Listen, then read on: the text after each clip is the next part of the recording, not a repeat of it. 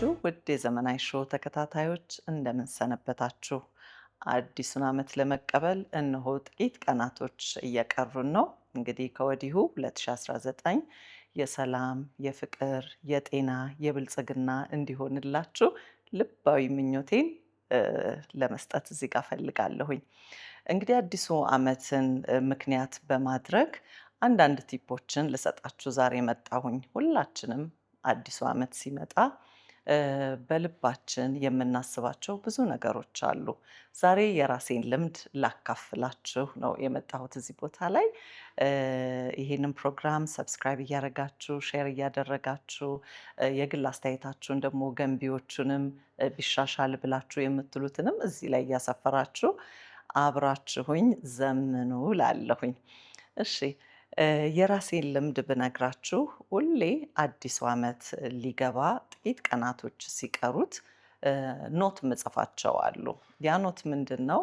የሚቀጥለው ዓመት እሰራቸዋለሁ ብዬ የማስባቸውን 10 ነገሮችን እጽፋለሁ። እነዛ 10 ነጥቦች ግን ትንሽ ከበድ ከበድ ያሉ ይሄ ሁሌ ከምሰራቸው ሁሌ ከማደርጋቸው ነገሮች የተለዩና መፈጸም አለብኝ በህይወቴ እስካለው ድረስ እነዚህን ነገሮች አካምፕሊሽ አድርጌ ሰርቼ ባልፍ በጣም ደስ ይለኛል ብዬ የምላቸውን 10 ነጥቦች ሁሌ የመጻፍ ልምድ አለኝ። ይሄ ማለት ከረጅም ዓመታት በፊት ስጽፋቸው የመጣሁት ነው። ኢቨን ተማሪ ያለው ሃይ ስኩል ላይ ማለት ነው። እና ልምዱ ይኸው ዳብሮ እስከዚህ እድሜ ድረስ ተከትሎኝ መጥቷልና በጣም ስለጠቀመኝ ለእናንተ ላካፍላችሁ ነው የመጣሁት። እነዚህ 10 ነጥቦቼን ጳጉሜ ወራቶች ውስጥ የባለፈውን ዓመት የጻፍኳቸው ውስጥ ስገመግመው ስለ እውነት ለመናገር ከጻፍኳቸው 10ሮች ውስጥ ማክሲመም የሰራሁት 4ቱን ነው። በደንብ አኮምፕሊሽ አደረግኩኝ ብዬ የሆነ ዓመት ላይ 4ቱን በደንብ አድርጌ የሰራሁባቸው ናቸው። 6ቱን እንደሆነ ካያረኩኝ እየገባሁ እየወጣሁኝ ያልሰራኋቸው ስራዎች አሉ። ይሄ ልምዴ ምን ጠቅሞኛል? ለምንድን ነው ያልሰራሁት? ምንድን ነበረ የከበደኝ? ለምንድን ነው እንዲህ ያልሆነው? እያልኩኝ ራሴን በወቀሳ ሳይሆን ለማስተካከል ብዙ እርምጃዎች እንድራመድ አድርጎኛል።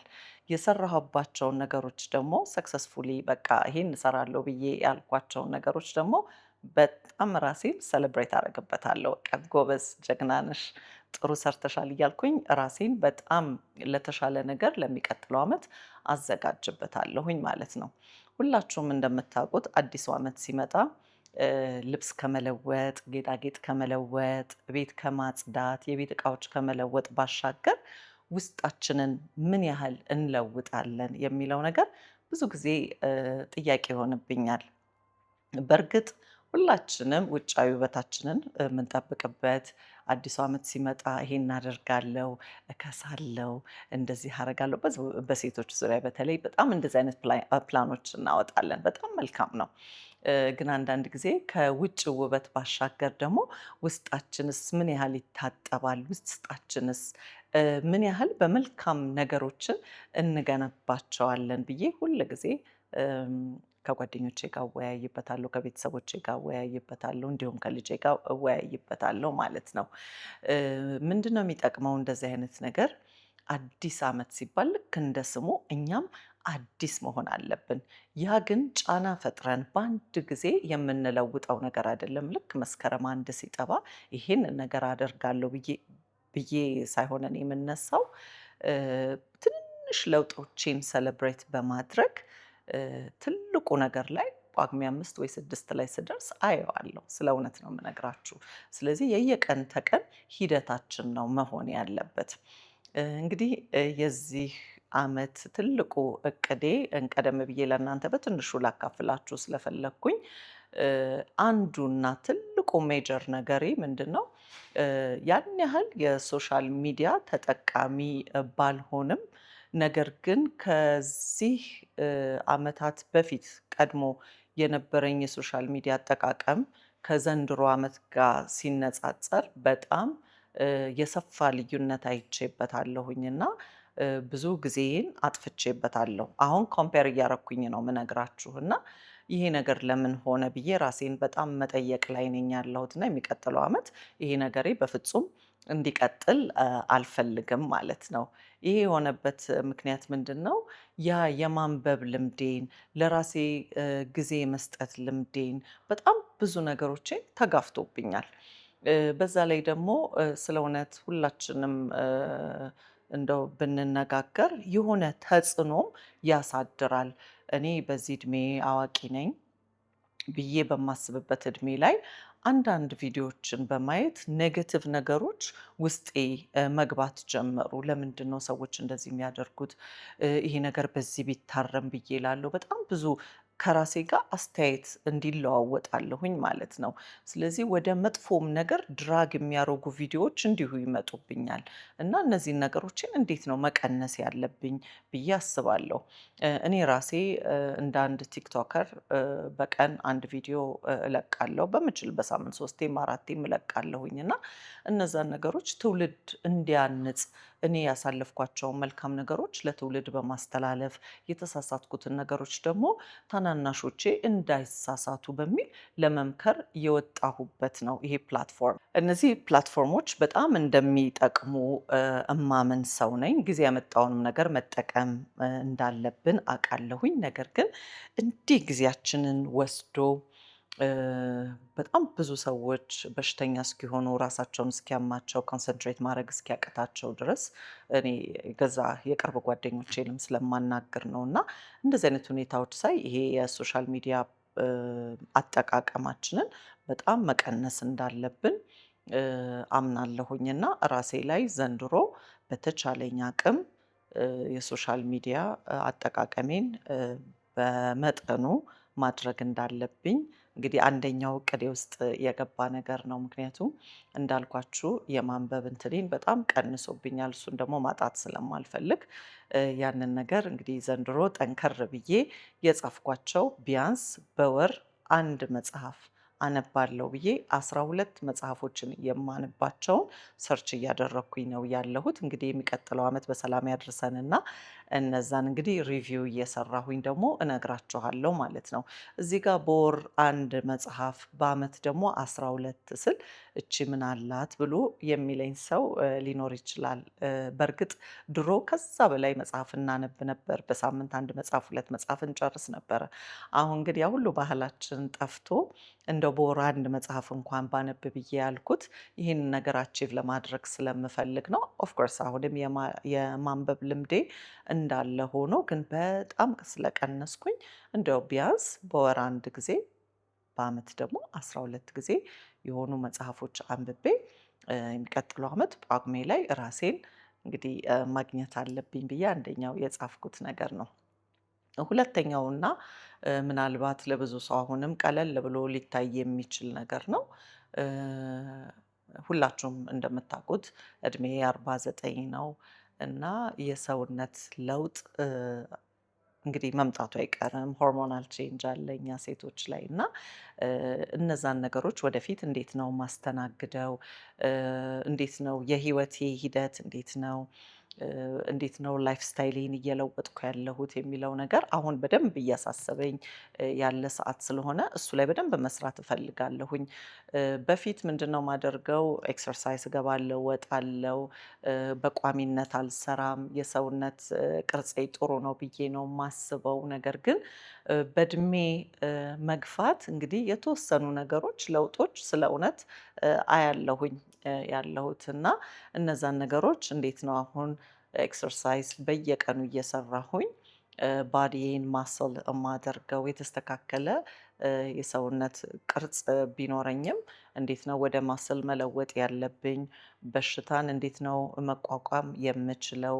ብዬ እያሰብኩበት ያለሁ እድሜ ነው እና ይሄንን ካለማቋረጥ በሳምንት 3ቴም 4ቴም ይሄንን ላይፍ ስታይሌ ላይ ከትቼ ኮሚትድ ሆኜ ራሴን በጣም ዲሲፕሊን አድርጌ መቀጠል የምፈልገው ነገር ስለሆነ የማልደራደርበት ብዬ ከጻፍኳቸው አንደኛው ነገር ይሄ ነው። ላይፍ ስታይል በአጠቃላይ መለወጥ የምችልበት ይሄ ራሴን ኮሚትድ በማድረግ ነው፣ ዲሲፕሊን በማድረግ ነው ብዬ እንግዲህ የጻፍኩት አንደኛው እንትኔ ነው። ይሄንን ደግሞ እንደማደርገው አልጠራጠርም። ምንድነው የኮሚትመንቱ ነገር እንደው ቋሚነት ኖሮት እንዲቀጥል ነው እንጂ ያው ሁላችንም ገባ ወጣ እንላለን። ግን ከዚህ እድሜ በኋላ ግዴታ ያስፈልገኛል በደንብ ብዬም ስላሰብኩኝ ነው። ሌላ ሶስተኛ እና በጣም ለኔ መሰረታዊም ግዴታም አድርጌ እ የጻፍኩት ነገር ምንድነው? በስራ ጫና ምክንያት ውጪ በመመላለስ የተለያዩ ስራዎች ስላሉኝ በጣም የስራ ጫና አለኝ እና ያንን ቀንሼ ለራሴ በይበልጥ ጊዜ የምሰጥበት አመት እንዲሆንልኝ በጣም እፈልጋለሁ፣ ምኞቴ ነው። እና የተወሰነም ከባለፈው አመት ነገሮቼን ትንሽ መቀነስ እፈልጋለሁኝ። ይሄንን ስላችሁ አት ዘ ኤንድ ኦፍ ዘ ዴይ ማንም ሰው ብር አይጠላም፣ ሳንቲም አይጠላም። ነገር ግን ምንድነው ለራስ ጊዜ በተለየ ሁኔታ መስጠት ደግሞ ህይወትን የማራዘሚያ አንደኛው መንገድ ነው ብዬ ስለማስብ እ የምሰራውን ያህል ሰርቼ ሩጫዬን በመጠኑ ቀንሼ ለራሴ የተሻለ ጊዜ እንድሰጥ ብዬ ለራሴ ቃል ገብቻለሁኝ። ምክንያቱም ሁል ጊዜ በምትሮጡ ሰዓት አዳዲስ ነገር ታያላችሁ። እኔ ስፔሻሊ አሁን የራሴን ስለሆነ የምናገረው አዘ ቢዝነስ ውመን ሁል ጊዜ በወጣው ሰዓት አዳዲስ ነገር አያለው፣ ያንን ነገር ለማድረግ እሞክራለሁኝ እና ነገሮችን እንዲህ እያሰፋሁኝ መጣሁኝ እና ነገሮች እድሜ እየጨመረ ሲሄድ ትንሽ ሰብሰብ ማለት አለበት ብዬ አስባለሁ። የቀረን ምን ያህል ጊዜ ነው? ያንን ጊዜ ደግሞ በደስታ መኖር አለብን፣ ራሳችንን መንከባከብ አለብን ብዬ ስለማስብ ዘንድሮ ያሉኝን ነገሮች ሰብሰብ አድርጌ ሞር ወደ ራሴ ትኩረት እሰጣለሁኝ ብዬ አንድ ለራሴ የገባሁት ቃል ነው። ይሄ ማለት ራሴን አልጠብቅም ነበር፣ ለራሴ ጊዜ አልሰጥም ነበር ማለት አይደለም። እንደውም በዚህ ረገድ እኔ ለራሴ በጣም የምጠነቀቅ ሴት ነኝ። መኖር አለብኝ።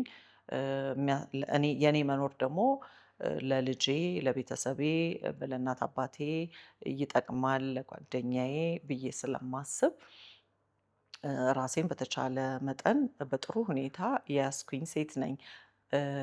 ያም ሆኖ ግን አልበቃኝም እና የተለየ ጊዜ ለዚች ለራሄል መስጠት አለብኝ ብዬ ለራሴ ቃል ገብቻለሁኝ ማለት ነው። እሺ የሚቀጥለው ደግሞ ከሰዎች ጋር ያለኝን ነገር ይሄ ሶሻል ላይፌን በተቻለ አቅም ሰብሰብ ማድረግን እፈልጋለሁኝ።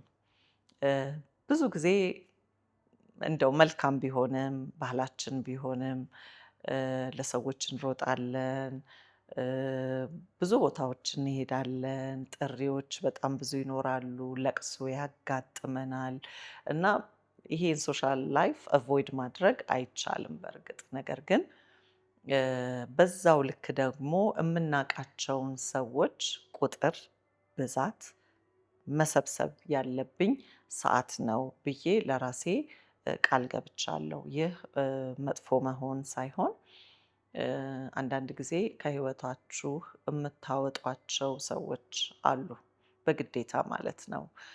ያ ማለት በመጥፎ ተጣልቶ ሳይሆን እንደው በጨዋነት ራስን ከሆኑ ሰዎች ሰብሰብ ማድረግ ግዴታ ነው። አት ዘ ኤንድ ኦፍ ዘ ዴይ ላይፍ እንዳልኳችሁ ህይወት ደርሶ መልስ ትኬት የለውም እና ለሁሉም ሰው ተሩጦ፣ ለሁሉም ሰው ተደርጎ፣ ለሁሉም ሰው ሆኖ ህይወት መቀጠል አይችልም። ይህ ሰልፊሽ መሆን ራስን መውደድ አይደለም። ራስ ወዳድነትም ከተባለ ከራስ ውጪ ማንም ሰው አይመጣልንም እና እነዛን በህይወቴ ላይ ድራግ የሚያደርጉኝ አንዳንድ ነገሮቼን የሚጎትቱኝ ሰዎች እስቲ ነገሮች ይሻሻላሉ እያልኩኝ ራሴን እየጎዳሁኝ ለነዛ ሰዎች የምገኝበትን ሰዓት ከዚህ በኋላ የምሰጥበት ጊዜ እንደማይሆን ለራሴ እንግዲህ ቃል ገብቼላታለሁኝ ማለት ነው። ያም ቢሆን በጨዋነት እንዳልኳችሁ በጣም ለኔ ወሳኝ ለሆኑ ሰዎች በቅድሚያ ለቤተሰቦቼ እናት አባቴን በህይወት እግዚአብሔር እስከዚህ እድሜ ስላቆየልኝ ለነሱ በተለየ ሁኔታ ጊዜ በመስጠት ለልጄ እንዲሁ ለጓደኛዬ እንደዛው ለቅርብ ጓደኞቼ እና እንዲሁም አካባቢ ላሉ ሰዎች ያንን የማድረግ ግዴታ እንዳለብኝ ሞር ታይም መስጠት እንዳለብኝ እንግዲህ አምኛለሁኝ በተለየ ሁኔታ ማለት ነው። እና እነዛን ሰዎች ግን ማስወገድ ያለብኝን ደግሞ ያው እንዳልኳችሁ በጨዋነት አስወግጄ ወደ እነዚህ ትኩረት ማድረግ እንዳለብኝ አስቤያለሁኝ። ሌላኛው ነጥቤ ደግሞ ምንድነው? ራሴን በእውቀት ደግሞ ማሳደግ መጽሐፍ ከማንበብ ባሻገር ዘመኑ ያመጡትን ነገሮች በመጠቀም ራሴ ላይ በየአመቱ አንድ ነገርን በትሬኒንግ መልክ ሊሆን ይችላል፣ ራሴንም በማስተማር ሊሆን ይችላል። በተለያዩ ነገሮች ካለኝ እውቀት ላይ በዚህ አመት በመጪው አመት አንድ ነገር መጨመር አለብኝ ብዬ አስቤያለሁ። ያው እሱ እንኳን በየአመቱ ማደርጋቸው ነገሮች ናቸው። አሁን እዚህ ላይ በግልጽ ባልናገረውም ለራሴ ያሰብኩት አንድ ነገር አለና እሱን ነገር ደግሞ አካምፕሊሽ አድርጌ ማየት እፈልጋለሁ። እንደ እግዚአብሔር ፈቃድ ሁላችንም እንግዲህ ካለን እውቀት ላይ መጨመር መማር ካለብን መማር ግዴታ ደግሞ ኮሌጅ ገብቶ ዩኒቨርሲቲ ገብቶ ምናምን መማር ብቻ ሳይሆን ራሳችንን የምናሳድግበት አሁን ጊዜው በጣም ጥሩ ነው። ኦንላይን ኮርሶች የተለያዩ ነገሮች አሉ እና እነዛን ነገሮች ደግሞ ተምሬ የሆነ ነገር ኢን ፕላስ የዛሬ አመት ጨምሬ ትልቅ ነገር ለውጥ ማምጣት እፈልጋለሁኝ ማለት ነው። ሌላኛውና በጣም አንገብጋቢ ብዬ የጻፍኩት ከራስ መኖር ባሻገር እንዲህ ወመን ኢምፓወርመንት ላይ በጣም ሰራለሁኝ እና እህቶቼን ስፔሻሊ ታናናሾችን ወጣቶችን የምለውጥበት አዲስ እንግዲህ ፕሮጀክት መቅረጽ እፈልጋለሁ። ለሚቀጥለው አመት ወርሃዊ የሆነ እህቶችን ወጣቶችን ሰብስቦ ትሬኒንጎችን ለመስጠት በጣም በቃ ከድሮም ምኞቴ የነበረ አልፎ አልፎ ማደርገው ነገር ስለሆነ ዘንድሮ ግን ቋሚ ተደርጎ የሚቀጥለው አመት ማለት ነው በ2019 ቋሚ ተደርጎ በወር አንድ ጊዜ እንግዲህ ያለንን የላይፍ ኤክስፒሪየንስ ሼር የምናደርግበት አመት እንዲሆንልኝ እኔም የምችለውን ለራሴ ከመኖር ባሻገር ይሄንን ነገር ሰዎችን የሚያበረታ የሚለውጥ እና እኔ ብሎ የሚያስቆም ማንነት እህቶቼ እንዲኖራቸው ሁሌ በየሚዲያው እየሄዱ የሚያለቅሱን እህቶች ያ እንባ እንዲቀር ለማድረግ እሱ ላይ በጣም ጠንክሬ መስራት እፈልጋለሁኝ። እና እንግዲህ እንደ እግዚአብሔር ፈቃድ አንደኛው ደግሞ የጻፍኩትና በ በቃ በቆራጥነት መስራት አለብኝ ብዬ ካልኳቸው አንደኛው ነጥቤ ነው። እግዚአብሔር እንደሚረዳኝ አምናለሁ። እዚህ ላይ እንግዲህ የዘመናዊ ሾው ተከታታይ የሆናችሁ ቤተሰቦቼ በሙሉ ይህንን ቪዲዮ በዛው ሼር እያደረጋችሁልኝ ለዚህ ፕሮጀክት ደግሞ መቃናት ሁላችሁም አለን ብላችሁ ልክ እንደኔ አይነት እህቶች ደግሞ ትሬኒንግ መስጠት የምትችሉ ካላችሁ በዚሁ አጋጣሚ የዚህ ፕሮጀክት ተሳታፊ ሆናችሁ የወደቁ እህቶቻችንን እንድናነሳ ያልበሰሉ እህቶች ወጣቶችን ደግሞ እንድንመክር እንግዲህ ሁላችንም በቃ እኛ ባለፍንበት መንገድ ሁሉም ሰው እንዳያልፍ መጥፎ መንገድ ያለፍን ካለን የወደቅን ካለን በዛ መንገድ እንዳያልፉብን እህቶቻችን እንዳይጎዱብን እንግዲህ አብረን ሆነን በዚሁ አጋጣሚ እንድንሰራ አለሁ እንድትሉኝ ነው ኮሜንት ላይ።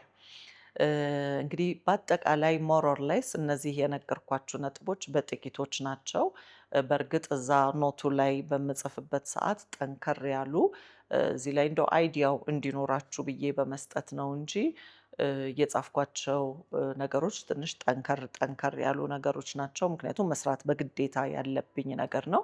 እንደ እግዚአብሔር ፈቃድ ደግሞ የዛሬ አመት መጥቼ ይሄንን ሰርቻለሁ፣ ይሄን ሳልሰራ ቀረው፣ ያልሰራሁበት ምክንያት ለዚህ ነው፣ ይሄንን ደግሞ አካምፕሊሽ ያደረኩት በዚህ መንገድ ነው ብዬ እነግራችኋለሁ ማለት ነው። ሁላችንንም እንግዲህ በእድሜ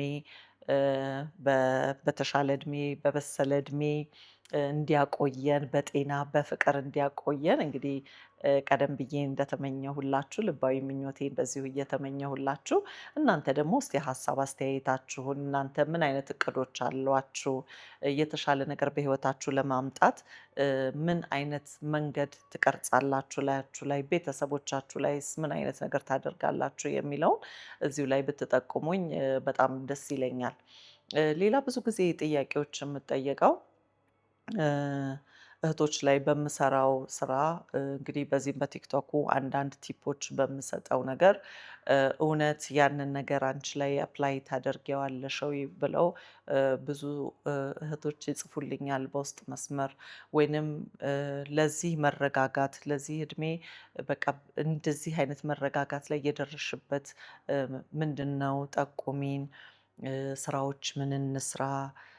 ከአለባበስ ጀምሮ በጣም ብዙ አንዳንድ ጊዜ ፋኒ የሚመስል ነገር ነገር ግን ሰው ለካ እንደዚህ ግራ ገብቶታል ብዬ የምልበትን አንዳንድ ጥያቄዎች ይጠይቁኛል። እና እንግዲህ አዲሱ ዓመት ልክ እንዳልኳችሁ ሰፋ ብለን እነዚህን ነገሮች የምንወያይበት ዓመት እንዲያደርግልን ከዚህ ከሶሻል ሚዲያው ጫና ኔጌቲቭ የሆኑ ነገሮችን ከምናይበት ነገር ወጥተን ለተሻለ ነገር ሁላችንም በቃ ራሳችንን ለማቆም ራሳችንን ለመለወጥ ይሄ ከውጫዊ ውበታችን ባሻገር ውስጣዊ ውበታችንን ደግሞ የምናሳምርበት ዓመት እንዲሆንልን በጣም ነው የምመኘው። በጣም አንዳንድ ጊዜም ቁጭት አለኝ። አንዳንድ ሰዎች ባለማወቅ ነው ያንን የሚያደርጉት ብዬ ነው ማስበው። መቼስ ሰዎች መጥፎ ለመሆን ብለው የሚያስቡ የሚያደርጉ በፍጹም አይመስለኝም።